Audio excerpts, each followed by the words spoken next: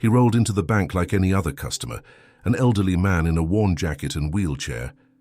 But when the teller mocked him and refused service, she had no idea she was humiliating the man who owned the bank. What happened next, it changed everything. Dear viewer, what you are about to witness is not just a story. It is a powerful testament to the quiet power and pursuit of justice in places most people ignore. If this is your first time here, I warmly invite you to share where you are watching in the comments below. And if stories like this move you, challenge you, or make you think, consider subscribing and clicking the bell icon.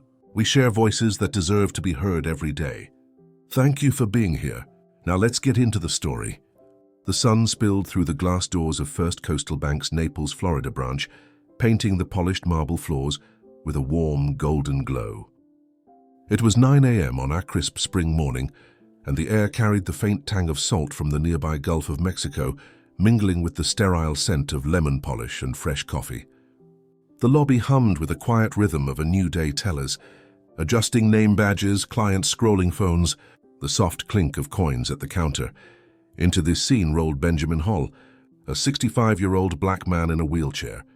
His faded denim jacket and worn baseball cap, casting him as just another face in the crowd. His hands, steady on the wheels, moved with purpose, but his eyes, sharp and observant, betrayed a deeper intent. To the casual observer, he was nobody special, but Benjamin Hull was no ordinary visitor. He was the silent owner of this very branch, a man whose wealth and influence were as carefully concealed as the notebook tucked in his lap. And today, in this sunlit lobby, he was about to uncover a truth that would shake the room to its core. Benjamin paused near the entrance, his wheelchair gliding to a stop as he surveyed the space.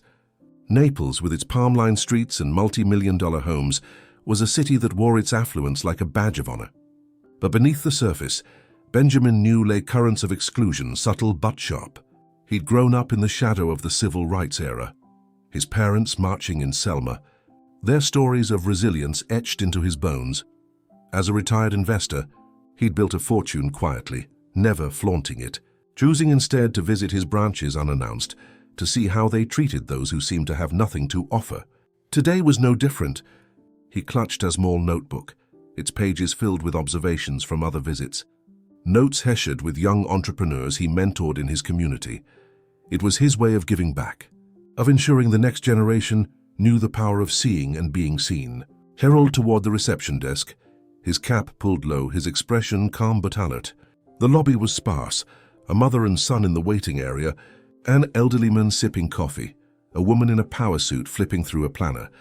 Behind the counter stood Lauren Mitchell, a white woman in her late 30s, her platinum hair cut in a sharp bob, her makeup meticulous. She glanced up as Benjamin approached her eyes, flicking over his denim jacket, his wheelchair, his black skin. Her lips tightened, not into a smile but a judgment. "Can I help you?" she asked. Her tone clipped her gaze, barely meeting his. Benjamin's voice was gentle, almost deferential. "Good morning. I'd like to speak with the branch manager, please." Lauren's eyebrow arched her fingers, pausing on her keyboard. "Do you have an appointment?" she said, already turning back to her screen. "No," Benjamin replied, "but I'd appreciate a moment of their time." Lauren sighed loud enough to carry and leaned toward a co-worker, muttering, "Another one here to waste our time." The words weren't shouted, but they sliced through the lobby, sharp and deliberate. The mother in the waiting area frowned, her son shifting uncomfortably. Benjamin's hand tightened on his notebook, but his face remained a mask of calm. He'd heard worse, lived through worse store clerks trailing him police lights in his rear view. The sting of being dismissed, but this moment, this slight felt heavier, a test of a world he'd hoped had changed. Lauren's voice rose, her patience thinning. "Sir, unless you're a client with a real issue, the manager's busy. What do you want?" Benjamin tilted his head, his eyes steady. "I'm here to discuss branch operations," he said, his tone even but firm. Lauren scoffed, rolling her eyes. "Operations, you look. If you're here to complain about a fee, there's a form online." Her words dripped with condescension. Each syllable abric and a wall meant to shut him out. The elderly man by the coffee station whispered to a woman beside him. "She's talking to him like he's nothing." Benjamin heard it, felt the room's eyes on him, but he didn't flinch. He was calculating, weighting his notebook, a silent witness to the truth unfolding. A man in a blue name tag, Carlos Rivera, client services representative, stepped from a side hallway, his brow furrowed. "Mitchell," he said, voice low but pointed. "Maybe we should hear him out," Lauren shot him a glare. "I've got this, Carlos. Go back to your desk." Carlos hesitated, his eyes meeting Benjamin's. For a moment, a flicker of recognition, not of who Benjamin was, but of the wrongness of the scene. Benjamin nodded slightly, a gesture of gratitude, then turned back to Lauren. "Please," he said, "just the manager." Lauren slapped a clipboard on the counter. "Write your name. Maybe someone will get to you." Eventually, Benjamin didn't touch the clipboard. Instead, he opened his notebook, revealing a tri-folded letter embossed with First Coastal Bank's corporate seal. He slid it across the counter, his hand steady. "Please give this to your manager," he said. Lauren's eyes narrowed, her manicured nails pushing the letter aside. "We don't take random papers," she snapped. "If you're not a client, you need to wait like everyone else." The lobby tensed, the mother whispering to her son, the woman in the power suit looking up from her planner. Benjamin's calm was unshaken, but his eyes burned with purpose. He'd come to observe, to test, but Lauren's cruelty was more than he'd expected, and it was about to cost her everything. The air shifted, a quiet storm brewing. Benjamin knew the camera above the counter was rolling, capturing every word, every sneer. He thought of his parents beaten for daring to vote, and his mentees, young dreamers facing a world still quick to judge. This wasn't just about him. It was about them, about every person dismissed for how they looked. Lauren thought she held the power, but Benjamin was no ordinary man.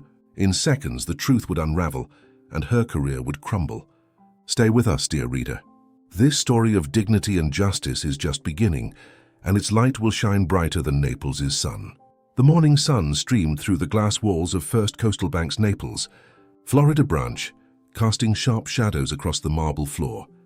At 9:05 a.m., the lobby buzzed with a quiet tension, the air thick with unspoken judgments. Benjamin Hall, a 65-year-old black man in a wheelchair, sat before the reception desk, his faded denim jacket and baseball cap belying his identity as the branch's silent owner. His request to see the manager had been met with scorn from Lauren Mitchell, a white teller in her late 30s, whose sharp words, "Another one here to waste our time," still echoed in the room. Benjamin's hand rested on his notebook where he jotted observations for the young entrepreneurs he mentored, but his eyes were fixed on Lauren, calm yet piercing.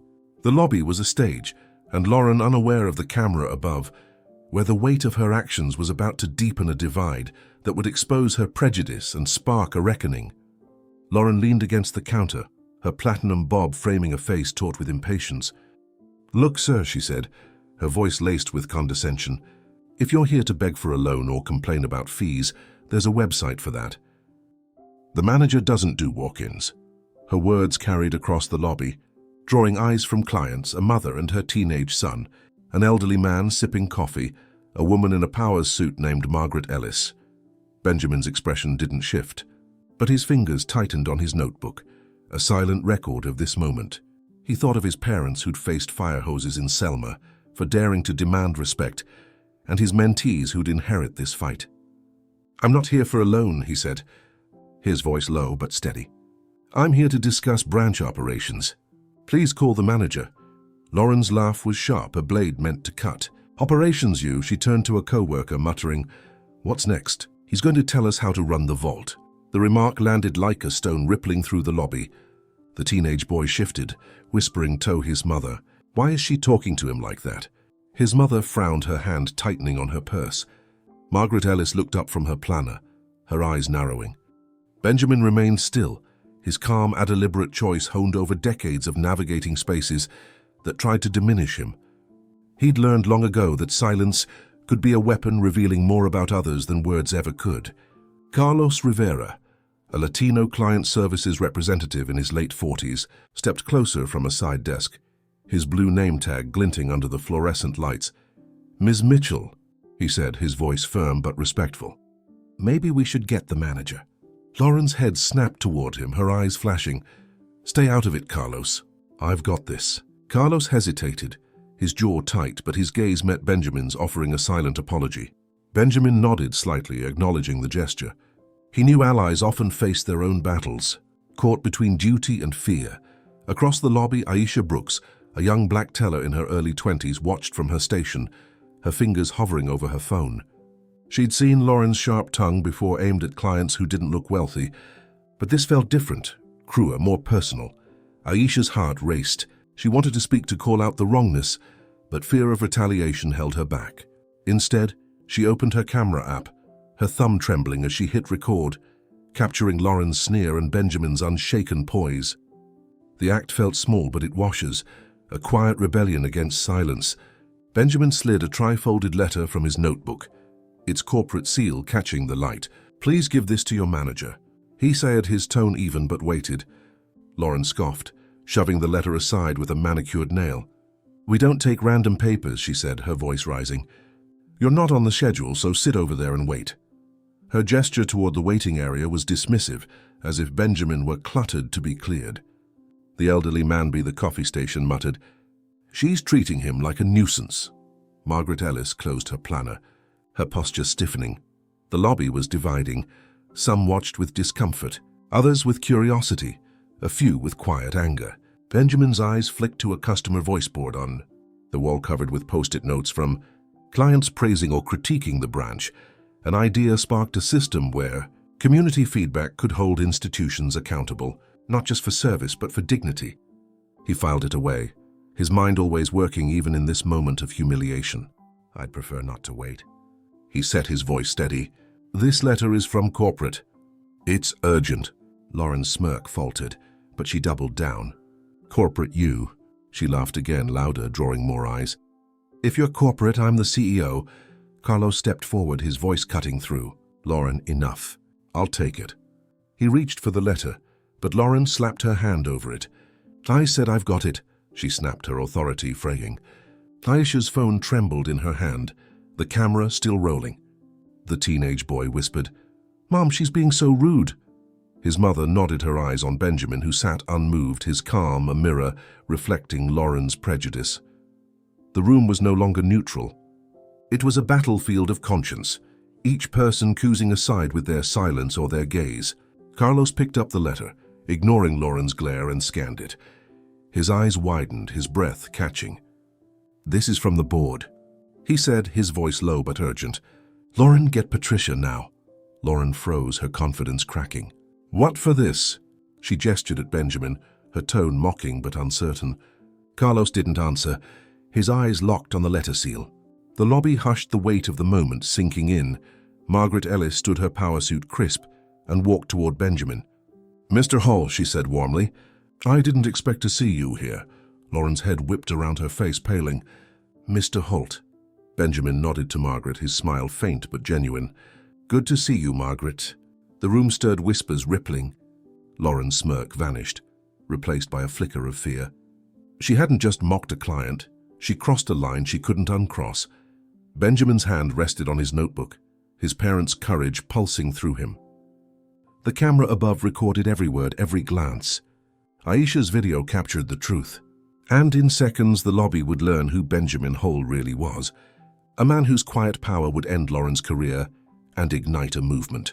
The truth was coming, and it would shine brighter than Naples' sun. The air in the First Coastal Bank's Naples, Florida branch was charged with a quiet electricity, the kind that hums before a storm breaks. At 9:10 a.m., the sunlit lobby stood divided, its polished marble floors reflecting the weight of a moment teetering on revelation. Benjamin Hall, a 65-year-old black man in a wheelchair, sat before the reception desk, his faded denim jacket and baseball cap concealing his identity as the branch's silent owner.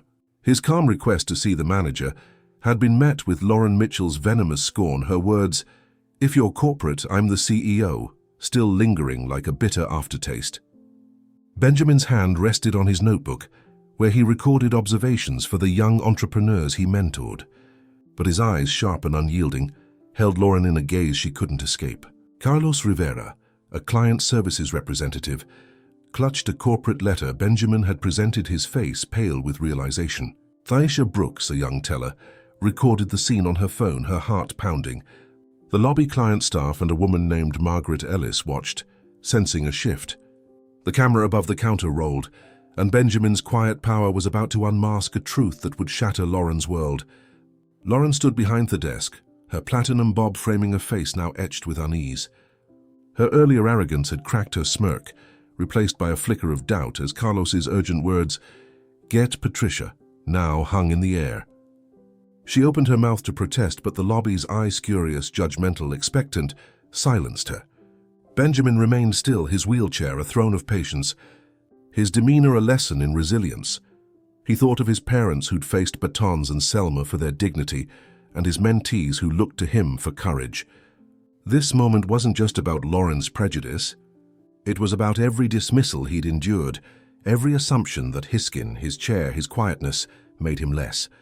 His mantra, born from decades of struggle, steadied him. Truth waits, but it never hides. Carlos held the letter, its corporate seal glinting like a verdict. "Lauren," he said, his voice low but firm. "This is from the board, do it." Lauren Shan trembled as she reached for the phone, her manicured nails clicking against the receiver. "Patricia," she muttered into it, her voice barely audible. "You need to come out." She hung up her eyes, darting to Benjamin, then away as if looking at him might confirm her growing fear. The lobby hushed the teenage boy, whispering to his mother, "Something's up." His mother nodded, her gaze fixed on Benjamin, who sat with a quiet gravity that commanded the room. Aisha's phone shook in her hand, her camera capturing Lauren's faltering confidence, Benjamin's unshaken poise, and Carlos's resolute stance. She'd hesitated to speak earlier, fear of Lauren's authority holding her back. But Benjamin's presence, his calm, his refusal to shrink stirred something in her. She thought of her grandmother, who'd worked as a maid in Naples mansions, enduring slights for a paycheck. Aisha's recording was her resistance, a small act of defiance for a world that too often silenced her. Margaret Ellis, the woman in the powers suit, rose from her seat, her planner tucked under her arm. She walked toward Benjamin, her heels clicking on the marble, and bent slightly to speak. "Mr. Holt," she said warmly, her voice carrying across the lobby. "It's an honor to see you here." Lauren's head snapped up her face, draining of color. "Mr. Holt." The name landed like a gavel and the lobby stirred. Whispers, gasps, a client's chair creaking as they leaned forward. Benjamin nodded, his smile faint but genuine. "Margaret, good to see you." The familiarity, the respect in her tone was a thunderclap, shattering Lauren's illusion of control. Lauren's voice cracked. You know him." Margaret straightened her gaze, cool but piercing. "Of course, Mr. Hall isn't just a client. He owns this branch." Their words were a detonation reverberating through the room. The teenage boy's eyes widened, his mother's hand covering her mouth. The elderly man by the coffee station nodded, as if he'd suspected as much. Aisha's phone steadied her recording, now a lifeline to truth. Lauren staggered back her hand, gripping the counter, her world unraveling. "That's impossible," she stammered, but her voice was hollow, drowned by the weight of Margaret's revelation. Benjamin spoke, his voice low but resonant. "It's not impossible, Ms. Mitchell. It's just not what you assumed." His words were a mirror reflecting Lauren's prejudice back at her. He turned to Aisha, his eyes meeting hers for the first time. "Young lady," he said softly, "trust your voice. It matters." Aisha's breath caught her grandmother's strength surging through her. She nodded, her phone, still recording her fear, giving way to purpose. Benjamin's encouragement wasn't just for her. It was for every person in the lobby, a call to see beyond appearances. The hallway door clicked open, and Patricia Coleman, the branch manager, stepped out, her face a mix of confusion and urgency. A woman in her early 50s with a no-nonsense demeanor. She scanned the room, her eyes landing on Benjamin. "Mr. Holt," she said, "recognition," dawning, her voice tinged with respect. "I wasn't expecting you." Benjamin nodded. "That's the point, Patricia." He gestured to the letter in Carlos's hand. "That should explain my visit." Patricia took it, her eyes skimming the text, her jaw tightening. She turned to Lauren, her expression hardening. "Ms. Mitchell, my office now." Lauren's face crumpled, her earlier bravado gone.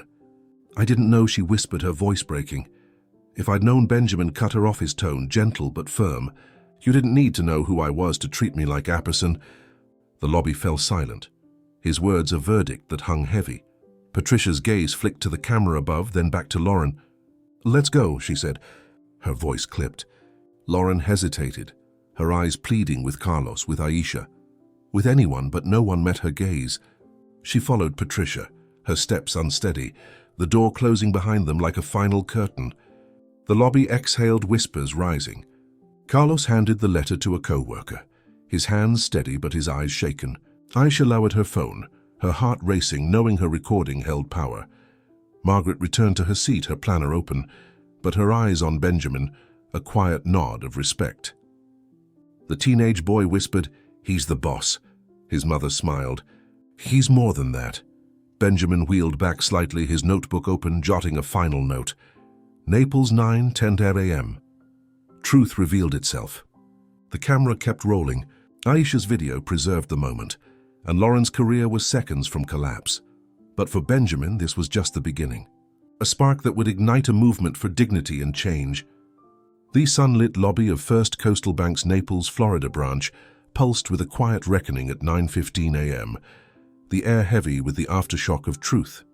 Benjamin Hall, a 65-year-old black man in a wheelchair, sat near the reception desk, his denim jacket and baseball cap masking his role as the branch's owner. Moments ago, his identity had been unmasked, shattering teller Lauren Mitchell's arrogance. Her mocking dismissal of him as a nobody had been exposed by a corporate letter, Margaret Ellis's recognition, and the silent gaze of a lobby divided. Now, as manager, Patricia Coleman led a shaken Lauren to her office. Benjamin's calm presence anchored the room, his notebook open, his mantra steady. Truth waits, but it never hides. The camera above the counter rolled. Aisha Brooks's phone held the footage, and the consequences were in motion, a tide of justice that would reshape the branch and beyond. Patricia's office door closed with a soft click, but the lobby felt its weight. Benjamin wheeled back slightly, his eyes scanning the room. Carlos Rivera, the client services representative, stood with arms crossed, his face, a mix of relief and resolve. Aisha, the young teller, lowered her phone, her hands trembling. But her spirit emboldened by Benjamin's words. "Trust your voice." Clients whispered, the teenage boy and his mother exchanging glances, Margaret Ellis jotting in her planner. The customer voice board on the wall, covered with post-it notes, caught Benjamin's eye again, its potential as a tool for accountability growing in his mind. He thought of his parents' sacrifices in Selma, their unyielding dignity, and his mentees who deserved a world where respect wasn't contingent on status. This wasn't just about Lauren. It was about a system that let her bias thrive. Inside the office, Patricia faced Lauren, her expression steely. She opened her laptop, pulling up the security footage synced to the branch's server. The screen replayed Lauren's sneer, her dismissive words. "If you're corporate, I'm the CEO," and Benjamin's unyielding calm. Lauren's voice cracked. "I didn't know who he was." She pleaded, her hands twisting in her lap. Patricia's gaze was unyielding. "That's not the issue, Lauren. You treated a person like they didn't matter. That's not who we are." She slid Lauren's badge across the desk. "Your employment is terminated. Hand over your login credentials." Lauren's face crumpled, but she complied, her fingers shaking as she typed. Within minutes, she was escorted out, badge gone. Her career ended by her own words captured on tape. Back in the lobby, Benjamin spoke to Carlos, his voice low. "Thank you for stepping in." Carlos nodded, his eyes heavy. "I should have done more, sir." Benjamin's smile was gentle. "You did enough." He turned to Aisha, who approached hesitantly, her phone now in her pocket. "I recorded it," she whispered. "Will it help?" Benjamin's eyes softened. "It already has." Her courage, sparked by his encouragement, was a victory in itself. Patricia emerged, her face somber but resolute. "Mr. Holt," she said, "I failed this branch by letting this slide too long. What can we do?" Benjamin's response was immediate. Born from years of quiet vision, start a Respect First initiative training co-designed with community leaders to teach empathy, not just policy. Make this a place where everyone belongs. The lobby stirred, clients nodding. Margaret jotting the idea down. Aisha's footage shared with Patricia sealed Lauren's fate and set the branch on a path to reform. Corporate scrutiny loomed, but Benjamin's initiative offered hope, a blueprint for change. As he wheeled toward the door, the teenage boy called out, "You're awesome, sir." Benjamin chuckled, his heart lifting. The camera captured it all, and Aisha's video would soon spread a testament to truth. Lauren's downfall was swift, but Benjamin's vision was enduring, a spark that would ignite a movement for dignity across Naples and beyond. The golden light of a Naples, Florida sunset bathed the community center, where a crowd gathered months after a morning that changed First Coastal Bank forever. Benjamin Hull, a 65-year-old black man in a wheelchair, stood at a podium, his denim jacket replaced by a tailored blazer, his baseball cap gone, revealing eyes that held both wisdom and warmth. The Respect First initiative, born from his confrontation with teller Lauren Mitchell's prejudice, had transformed the branch and sparked a movement. That day when Lauren mocked him, unaware he owned the bank, her career ended in seconds. But Benjamin's quiet dignity ignite ripples of change that reached far beyond Naples' sunlit shores. Lauren's firing, cemented by Aisha Brooks's video and security footage, exposed a culture of bias. The branch, under federal scrutiny, adopted Benjamin's initiative empathy training, co-designed with community leaders, now a model for banks nationwide. At the center, Benjamin spoke, his voice steady but rich with emotion. "I didn't come to that lobby to punish anyone," he said. "I came to see if dignity was offered freely. It wasn't, but today we're building a world where it is." The crowd, clients, staff, young mentees, leaned in, some teary, others nodding. Aisha, now a lead teller, stood proud, her courage inspired by Benjamin's words. "Trust your voice." Carlos Rivera, promoted to assistant manager, clapped softly, his allyship a beacon. Benjamin's impact deepened. Naples Community College launched the Benjamin Hull Fellowship, mentoring minority students in finance, a legacy for his parents' civil rights fight. At the launch, a shy scholar thanked him, saying, "You showed me I belong." Benjamin's heart swelled, thinking of his mentees who'd carry this forward. Patricia Coleman, the branch manager, shared how the customer voice board, inspired by Benjamin, now collected digital feedback nationwide, empowering clients to shape banking culture. Margaret Ellis, a client that day, organized forums where residents and police discussed trust, extending Benjamin's vision. "He saw the person, not the chair," she told the crowd, her planner now filled with reform ideas. A teenage boy from the lobby, now a fellowship applicant, whispered to his mother, "He's why I'm studying law." Benjamin overheard, his eyes misting. This wasn't about him, it was about them. About every person dismissed for their appearance. As the event ended, Aisha approached. "Your notebook," she said, smiling. "It changed us," Benjamin chuckled. The truth did that, driving his old Acura home. He felt his parents' pride, their Selma scars healed by hope. Naples was changing, and so was America, one voice at a time. This is your story too. Where's your voice board? Your stand? Join a forum. Share this story or challenge bias where you stand. Benjamin's ripples live in every act of dignity. Let's keep them spreading, lighting the way for a world where everyone belongs. In the sun-drenched lobby of First Coastal Bank's Naples, Florida branch, a single morning unfolded a story that would echo far beyond its marble walls. Benjamin Hall, a 65-year-old black man in a wheelchair, entered unannounced, his faded denim jacket and baseball cap, masking his identity as the branch's silent owner. A retired investor shaped by his parents' civil rights struggles in Selma, Benjamin sought to observe how his bank treated those who appeared unremarkable. What he encountered was Lauren Mitchell, a teller whose prejudice led her to mock and dismiss him, unaware of his power. Her words, "If you're corporate, I'm the CEO," cut deep. But Benjamin's calm resolve, rooted in decades of resilience, turned her arrogance into a catalyst for change. Within minutes, his corporate letter, Margaret Ellis's recognition, and Aisha Brooks's recorded footage unmasked his authority, ending Lawrence's career and sparking a movement. The story unfolded with quiet intensity. Lauren's bias exposed by Benjamin's strategic patience divided the lobby, clients like Margaret and a teenage boy watched in shock, while Carlos, Rivera and Aisha took small but courageous stands. The security camera and Aisha's video captured the truth, leading to Lauren's swift termination by manager Patricia Coleman. But Benjamin's vision stretched beyond punishment. He proposed the Respect First initiative, a training program co-designed with community leaders to foster empathy, transforming the branch and inspiring banks nationwide. The customer voice board, a wall of post-it notes, became a digital platform for client feedback, empowering communities. Naples Community College established the Benjamin Hull Fellowship, mentoring minority students in finance, ensuring his legacy would shape future leaders. Benjamin's story is a testament to the power of dignity in the face of prejudice. His notebook, filled with observations for young entrepreneurs, symbolized his commitment to mentoring others through quiet example. Aisha's courage, Carlos's allyship, and Patricia's reform reflected the ripple effect of one man's stand. From a humiliated elder to a beacon of change, Benjamin proved that true power lies not in loud displays, but in unwavering truth. His parents' sacrifices, his mentees' dreams, and his own unyielding spirit converged in that lobby, lighting a path for a world where respect is universal.